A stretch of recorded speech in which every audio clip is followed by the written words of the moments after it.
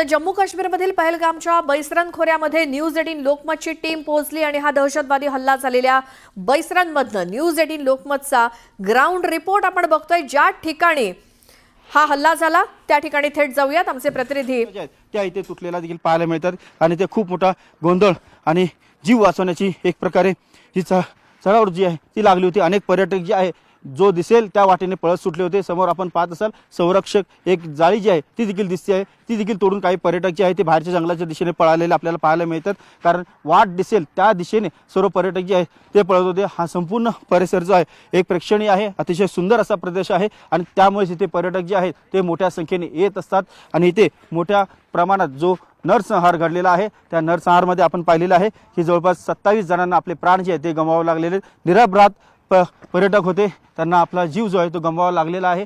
समोर एक चौकी आहे, त्या चौकीच्या इथे देखील खुर्ची जी आहे ती पडलेली आपल्याला पाहायला मिळते। अतिरेकी आतमध्ये आले आणि त्यांनी अंधाधून गोळीबार जो आहे तो सुरू केला। त्यानंतर सर्व पर्यटक जे आहेत ते सैरावैरा पळाले आपला जीव वाचवण्यासाठी। आपल्यासोबत आलेले संपूर्ण जे कुटुंबीय होते त्या कुटुंबियांच्या सोबत सगळे पळत सुटले। नंतर जी काही पळापळ झालेली आहे त्या पळापळीचे एकूण दृश्य जे आहे ते आपल्याला इथे सर्वत्र पाहायला मिळते आहे। हा मुख्य प्रवेशद्वार आहे आणि मुख्य प्रवेशद्वाराच्या या बाजूला ही मुख्य चौकी आहे। त्या चौकीच्या बाहेर देखील खुर्च्या ज्या आहेत त्या पडलेल्या आपल्याला पाहायला मिळतात। या बाजूला देखील खुर्च्या पडलेल्या आहेत आणि समोरचा रस्ता जो आहे तो जंगलात जातो। या जंगलातच अनेक जण जे आहेत पर्यटक ते आपला जीव वाचवण्यासाठी पळाले होते। अतिरेकी देखील याच जंगल मार्गाने पायी आतमध्ये चालत आले होते आणि इथे पर्यटकांना त्यांनी टार्गेट केलं, लक्ष केलं। समोरच्या बाजूला आपण पाहतोय की एक खूप मोठं गवताळ असा प्रदेश आहे, ग्रासलँड आहे आणि हाच प्रदेश जो आहे तो संपूर्ण एक स्वित्झर्लंडची जी आहे आठवण करून देणार आहे। ह्याला मिनी स्वित्झर्लंड असं म्हटलं जातं आणि याच मिनी स्वित्झर्लंडमध्ये काश्मीरचं नंदनवन आहे।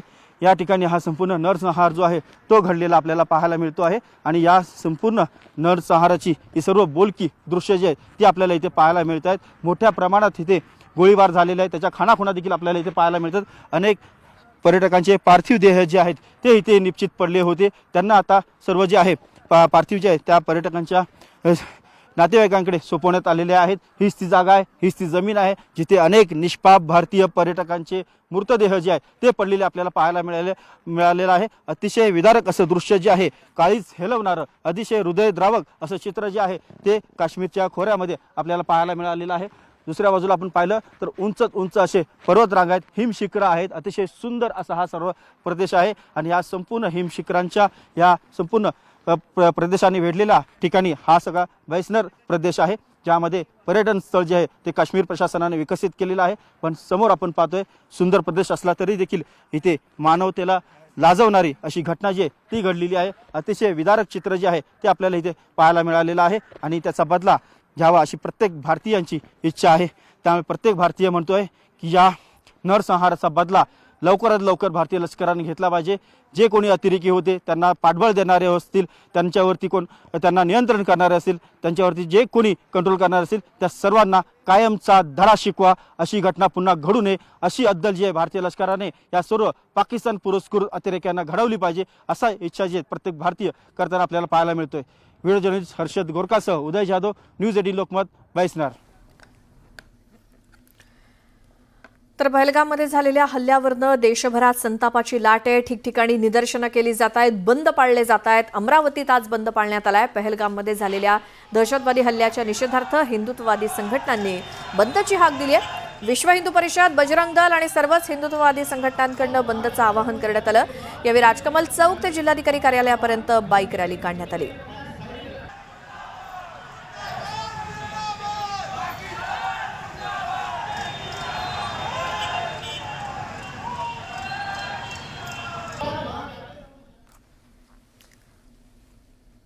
तर काश्मीरमधल्या पहलगाम इथे दहशतवाद्यांनी पर्यटकांवरती गोळीबार केला। या नक्षलवादी हल्ल्याच्या विरोधात डोंबिवली बदलापूर पाईपलाईन मार्गावरती अखिल भारतीय बैलगाडा संघटना रस्त्यावर उतरली आहे। यावेळी निषेध मोर्चा काढण्यात आलाय।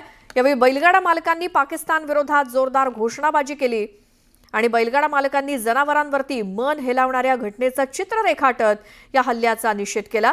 दरम्यान निषेध करण्यासाठी ठाणे, रायगड, पालघर, नाशिक आणि पुणे जिल्ह्यातनं बैलगाडा मालक आले होते।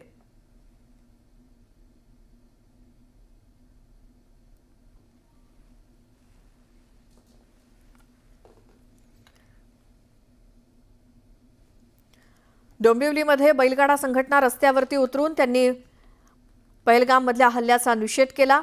वेगवेगळ्या भागातून हे बैलगाडा मालक या मोर्चामध्ये सहभागी झाले होते।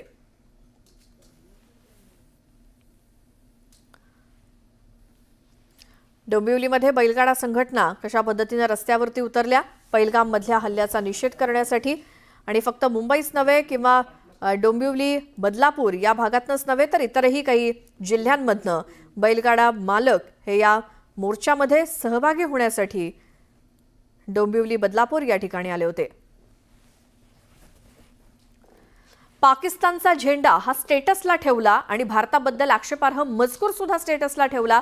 या कारणातून साताऱ्यातल्या शुभम कांबळेवरती गुन्हा दाखल झालाय। आरोपी शुभमच्या मित्रानंच वाई पोलीस ठाण्यामध्ये तक्रार दिली आणि या युवकाला वाई पोलिसांनी बेड्या ठोकल्यात।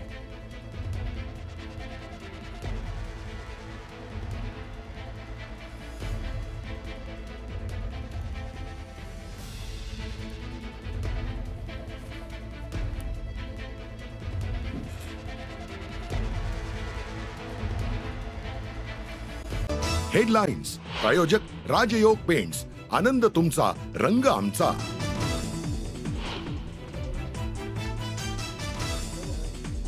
पाकिस्तानी लष्करासोबतच पाकिस्तानी दहशतवाद्यांमध्ये सुद्धा भारताच्या कारवाईची दहशत। जैशची प्रशिक्षण शिबिरं आणि मुख्यालय केली रिकामी। कमांडर्सना देखील सुरक्षित ठिकाणी पाठवलं।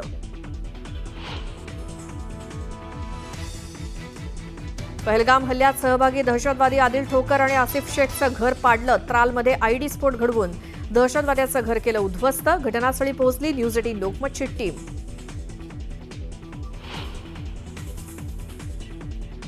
जम्मू काश्मीरमधील पहलगामच्या बैसरन खोऱ्यात पोहोचली न्यूज 18 लोकमतची टीम। दहशतवादी हल्ला झालेल्या बैसरनमधनं न्यूज 18 लोकमतचा ग्राउंड रिपोर्ट।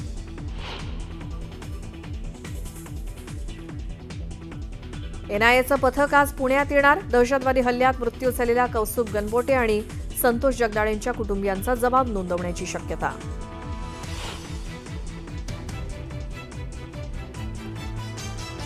नाशिकच्या काठेगल्लीतील दंगल ही पूर्वनियोजितच। पोलिसांच्या तपासात बाब उघडकीस तर दगडफेक प्रकरणी टिपर गँगच्या समीर पठाणचा जुगार अड्डा उद्ध्वस्त।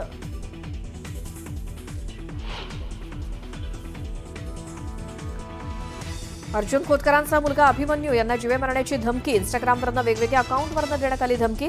पोलिसांकडे तक्रार दाखल, तपास सुरू।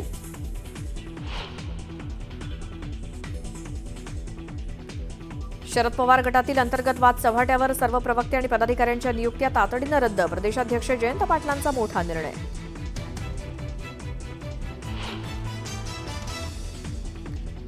कॉमेडियन कुणाल कामराला मोठा दिलासा। एकनाथ शिंदेंवरील विडंबन प्रकरणी अटकेची गरज नाही तर जबाब नोंदवण्यासाठी पोलिसांना चेन्नईला जाण्याच्या सूचना।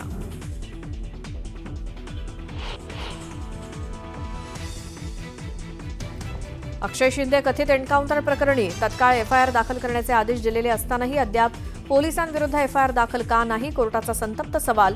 तर तपास एसआयटीकडे वर्ग न केल्यानं कोर्टानं सुनावलं।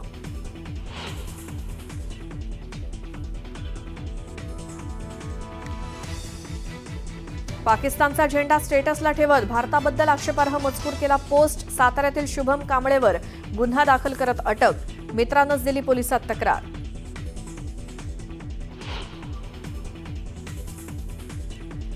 बुलढाण्यात शिक्षकी पेशाला काळीमा। मुलाला जास्त गुण देतो सांगत शिक्षकांचा मुलाच्या आईवर अत्याचार। दोघा नराधमांना पोलिसांनी ठोकल्या बेड्या।